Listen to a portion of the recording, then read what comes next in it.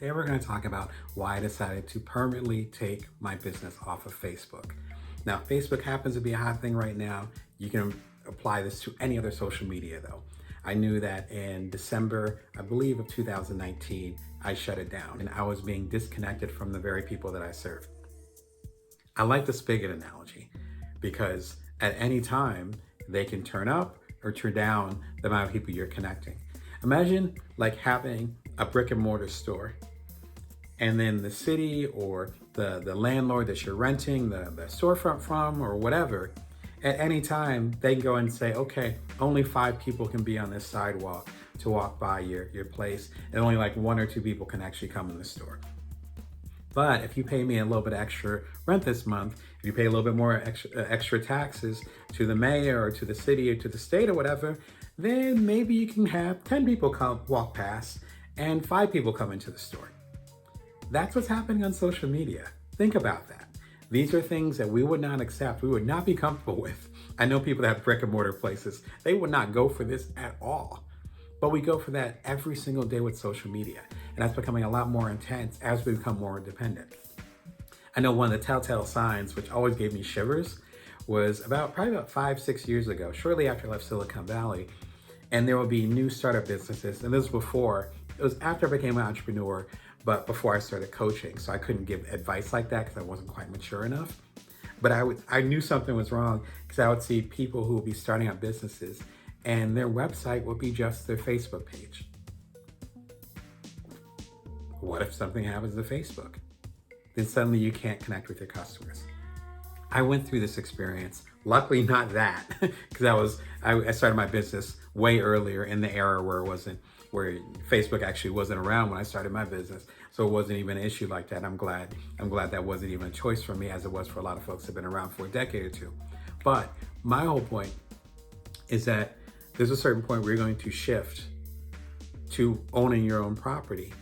So going from what I call a renter to being your own landlord, owning your own stuff. As I started to get off of Facebook, I beefed up my newsletter, and that's at joindamon.me. Joindamon.me is my newsletter. I do it it arrives every Wednesday at 5:55 a.m. Pacific Standard Time, because I'm over here in Vegas. Every Wednesday, now it's been like 5 or 6 years consistently, and I was doing it much more erratically before, but consistently for several years now. Y'all have learned to expect that. No one's gonna turn off the email. If the email's being turned off, there's something very wrong. And it's something wrong with everybody's email. So that email is mine. You're getting that directly from me. If you have a problem or if you really enjoy the message and the conversations that are happening at joindamon.me every Wednesday at 5:55 a.m., you can reply right back to me. There is no middleman or middlewoman or entity saying you can only access me so much. I can only access you so much. That's not even part of the conversation. Over the past year, my email list has doubled thanks to y'all getting more involved with it. But part of it is because I'm spending less time on social media and more building my own community through joindamon.me. Another thing that I'm doing is, in a meta way, talking to you right now. If you're hearing this for the first time, or you're hearing it as a first run, as a premiere, then you're probably catching it on YouTube. My channel at youtube.com/BrownDamon. You can like, you can comment, you can share, and most importantly, you can subscribe. You can do that right now.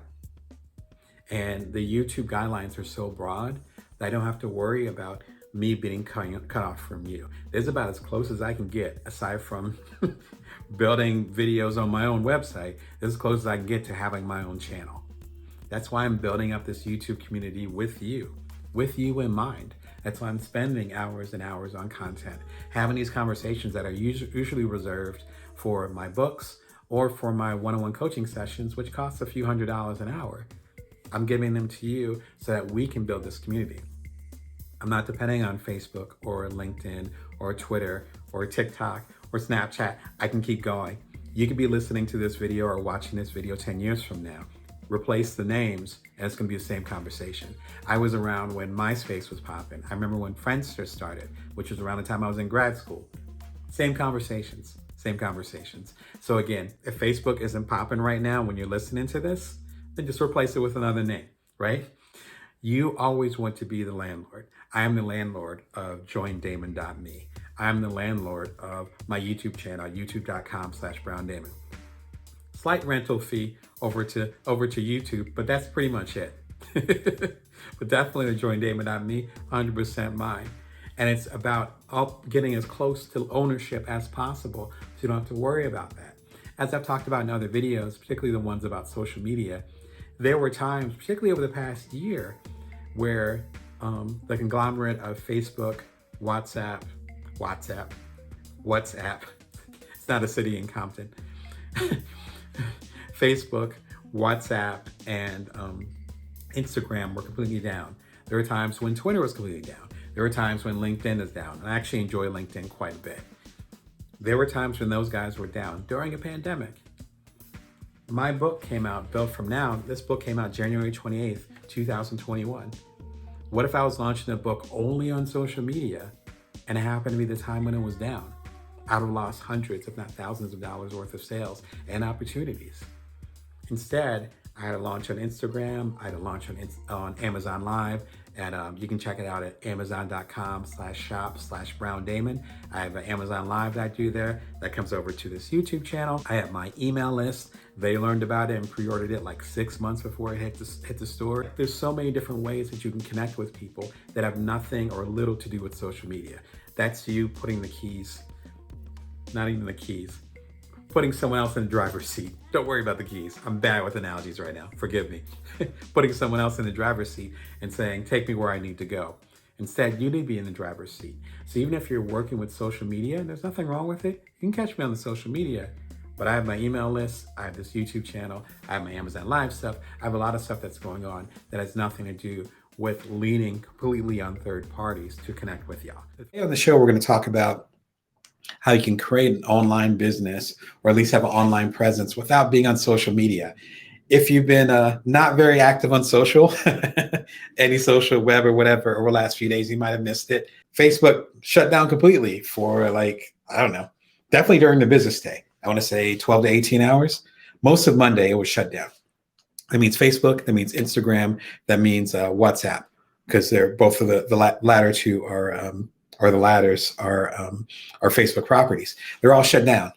And so if your business was based on Facebook, which I know some of y'all are, or if you're getting your business out through Instagram, or even contact people through WhatsApp for like coaching practice and all that, some of my fellow coaches, you can do any business.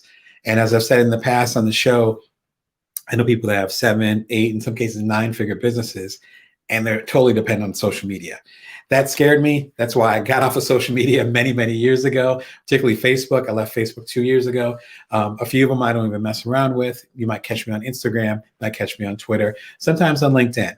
But the main place you'll catch me is DamonBrown.net. The main place you'll catch me is this show. The main place you'll catch me is at joindamon.me, where I have an email newsletter where I send it to y'all every Wednesday, like today, at 5:55 a.m. for the last several years. That's how I connect with y'all.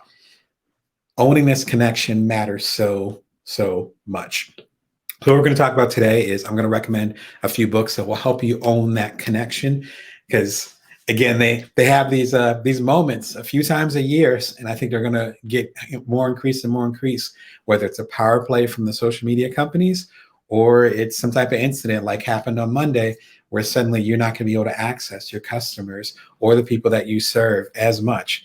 And it's so important. Exactly. Own your work and your connections. Otherwise, why are you doing this independent thing? Why are you leaning so much on a third party that can turn out the spigot at any time? All about the minimal viable audience. As I talked about in a recent video about getting press and why you don't really need it for whatever service you're trying to do. The minimal viable audience idea comes from Seth Godin. He's he is the founder of Akimbo and recently stepped away to do his own business and to let it go independent. You can learn more about him at akimbo.com. He's a brilliant marketer and he's an excellent teacher. And he talks about creating the minimal viable audience. Now, the minimal viable audience means you creating something and engaging with the smallest people possible. Not short, but the smallest audience. If you're creating an app, which I've done a couple in the past, and selling the last one that I did, if you're writing a book, if you're creating music, if you're, now that we're starting to get out of sheltering in place, if you're having concerts and you're engaging with the audience, with, with your singing or your guitars or whatever, your slam poetry, don't worry about crowding everyone in and getting, Wembley Stadium in there. Focus more on the individuals. If you do that, there's a few big benefits that come from it. Number one, you're able to figure out what kind of impact your art, your creation is having on the audience. Once you get to a certain scale, you don't know. I remember my first major book came out. It was about the history of sexuality in video games, called Porn and Pong. You can look it up. Came out about 13, 14 years ago. Other books of mine that came out, but that was my first. That was like my baby. I remember going down to New Orleans, which is where I used to live, but it was after I moved from there. Went down with my girlfriend, now wife. We ended up having a book signing in my old neighborhood, or right outside of my old neighborhood in the Farborough Marigny. If you're down there, you know where that is. And 3 people came.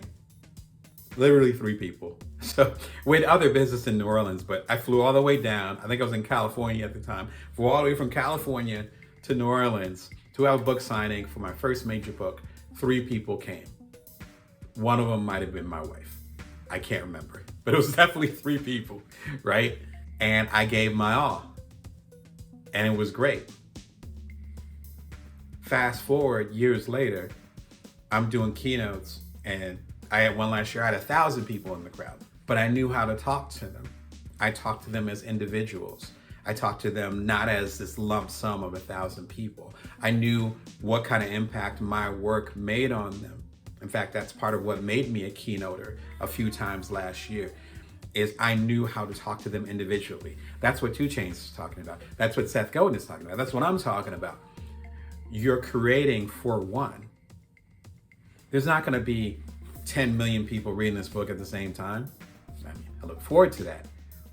But at the end of the day, it's gonna be you and me. You reading this book and me inside of it. Literally. That's it. So at the end of the day, when I've had my bestsellers, and I've had a few, or I've had my modest hits, or I've had ones that were goose eggs, and I've had some books that flopped, it still ends up being the same process. That's what Chainz is talking about. At the end of the day, it's always gonna be a fan a day. Your influence is always gonna be one-on-one, no matter what you create. I'm cool with, friends with, have talked to at a distance from some of the best-selling authors within the space that I talk about, with thought leadership, entrepreneurship, and business. I don't even have to name them. We all are doing the same thing. I know them. We have coffee together. We have a drink together. We have lunch together.